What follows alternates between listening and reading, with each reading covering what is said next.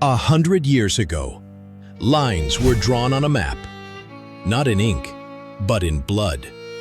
The Sykes-Picot Agreement of 1916, a secret deal between Britain and France, carved up the Middle East like a pie.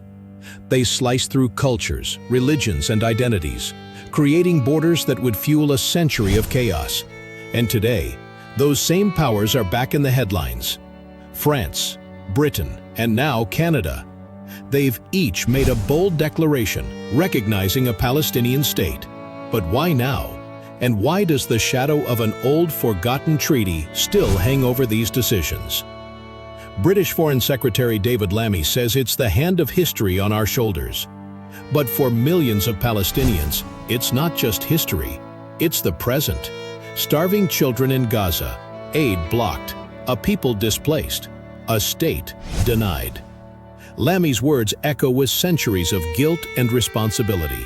He cites the Balfour Declaration, that century-old promise to create a Jewish homeland as long as the rights of non-Jewish communities were protected. But that promise was broken long ago.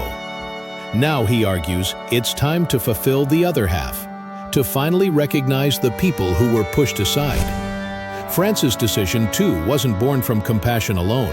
It's political, it's strategic, it's history repeating itself. Once Israel's biggest ally in the West, France armed Israel, even helped it develop nuclear technology. But when the winds of global power shifted, France pulled away, leaving behind a trail of distrust. Now President Macron faces risk. France holds Europe's largest Jewish and Muslim populations. Tensions are high, terrorism scars remain fresh, but Macron still stepped forward, recognizing a Palestinian state. Was it principle, pressure, or the weight of colonial guilt? Critics like former Israeli Ambassador Michael Oren call these moves pathetic, desperate bids by former empires to stay relevant in a region they no longer control.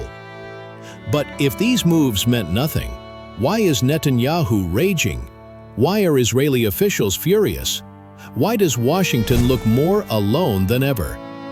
More than 140 countries now recognize Palestine, and when France, Britain, and Canada join, it's not symbolic anymore, it's a shift. But the questions remain. What would a Palestinian state even look like? There's no template. Oslo offered a glimpse, the 1967 borders, land swaps, coexistence. But that dream has withered. Settlements have spread, trust has eroded, leadership is fractured. And yet, the demand persists, not just for statehood, but for justice.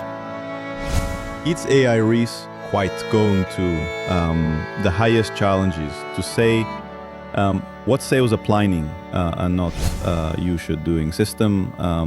I do follow my you keep or out to see my I can always leave. Are there things that you should doing? For many Palestinians, the founding of Israel in 1948 wasn't liberation. It was al-Nakba, the catastrophe, a time of exile, of lost home. Perhaps it's just the beginning, a signal, a message to the powerful, that empires may fall, but responsibility endures.